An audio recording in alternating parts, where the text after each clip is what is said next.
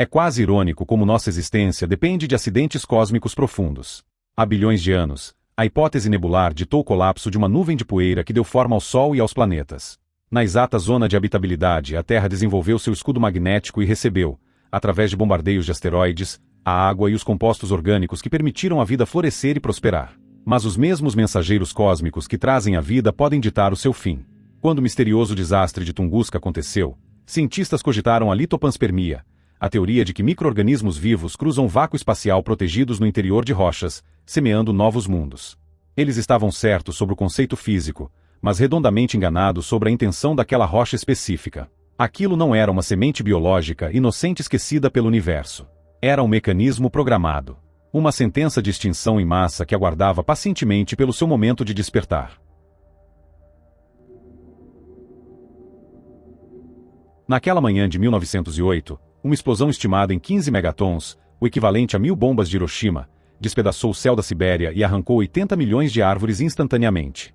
Por décadas, o sensacionalismo midiático lucrou com teorias absurdas, a queda de uma nave alienígena, um micro-buraco negro ou choque com antimatéria. O consenso científico, porém, apontou para a realidade mais provável, um meteoroide denso de 36 metros e 6 milhões de toneladas que, a 97 mil km por hora, sofreu um airburst, explodindo na atmosfera antes de tocar o solo.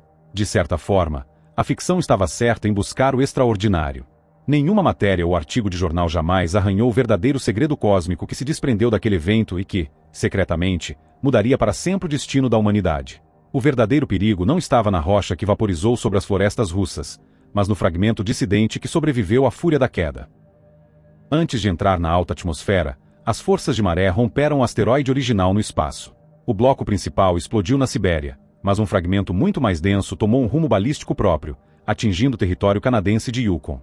Lá, sob o fenômeno do sol da meia-noite, no início de uma madrugada sem escuridão, a queda não passou despercebida por uma família de mineradores remanescentes da histórica corrida do ouro de Klondike. Eles conheciam a geologia local e acharam a rocha intrigante. Incrustado no ferro meteorítico, havia um belo cristal transparente com líquido em seu interior, visualmente idêntico a uma ágata em hidro, uma formação que encapsula a água pré-histórica. Mas aquilo não era ouro.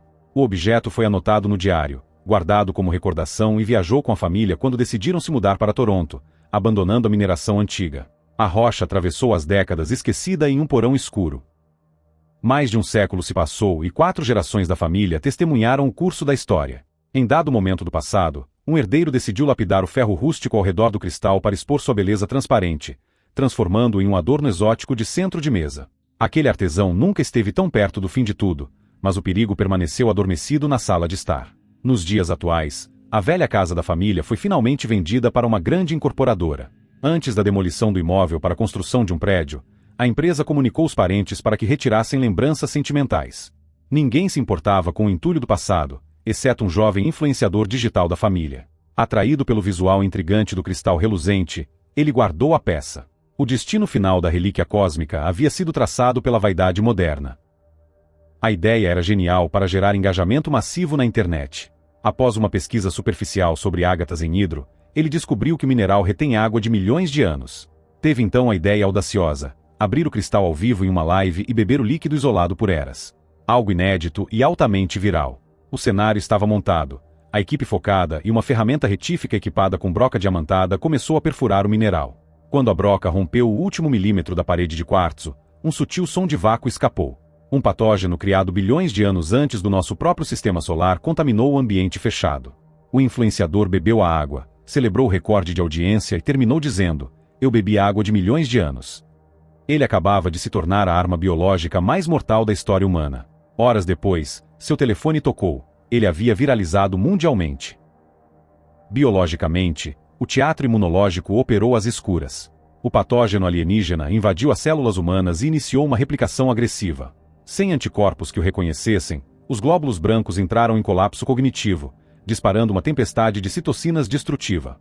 O próprio corpo passou a se autodestruir, inflamando tecidos e liquefazendo órgãos em segredo em uma velocidade assustadora.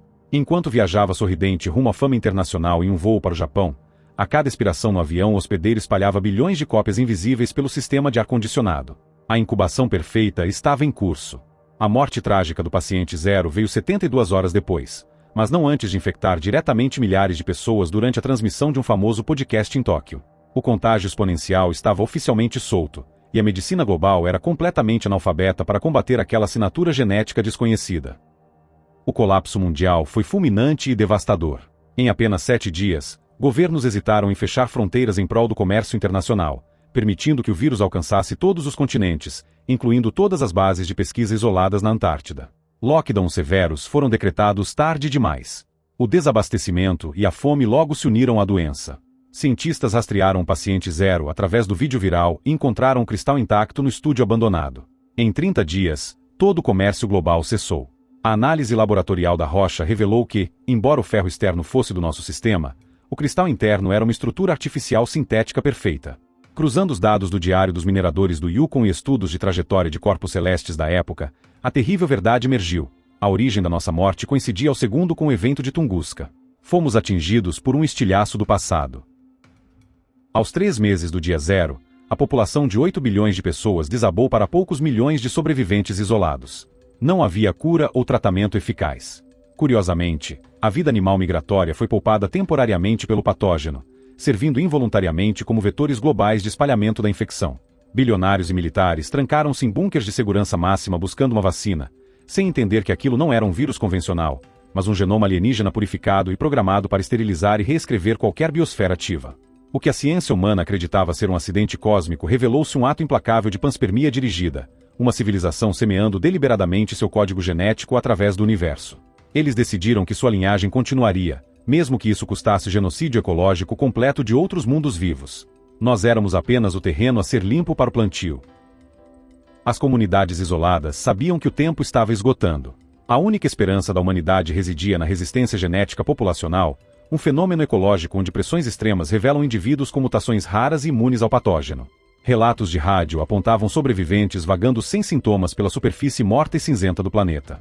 Em uma decisão bioética drástica e final, os últimos recursos tecnológicos e militares foram unificados para construir santuários autossuficientes isolados. Esses santuários foram projetados para abrigar esses imunes e preservar toda a memória institucional, científica e cultural da nossa espécie. Era um sacrifício supremo para garantir que a história da Terra não fosse completamente apagada da linha do tempo cósmica, permitindo que uma centelha humana resistisse ao inverno biológico que se instalava do lado de fora dos muros. 25 anos se passaram. O patógeno continua ativo na atmosfera mundial, enfraquecido lentamente pela radiação solar. Nas fortalezas, ninguém que não seja imune sobreviveu e nenhum sobrevivente ousou gerar descendentes sob o confinamento eterno daquelas prisões biológicas. Recentemente, cientistas finalmente decodificaram a mensagem gravada no DNA alienígena artificial, provando que a genética é o melhor dispositivo de armazenamento do universo. O registro revelou que habitavam uma superterra cuja imensa gravidade impedia fugas espaciais por foguetes.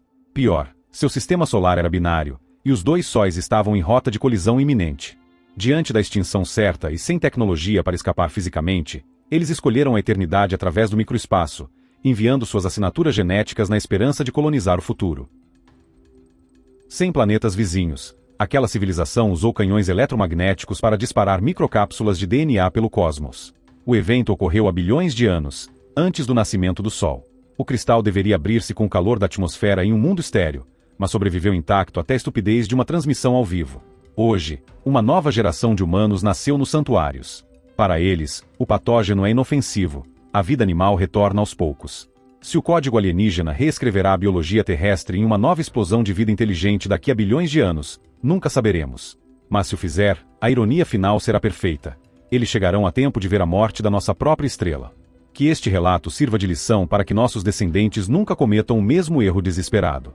O humano não pertence ao espaço, a menos que domine a sua própria ida às estrelas, não como humano natural, mas o fruto de uma evolução dirigida. Embora que possamos escapar de nossa gravidade, estamos presos em nossa biologia, feita para a Terra.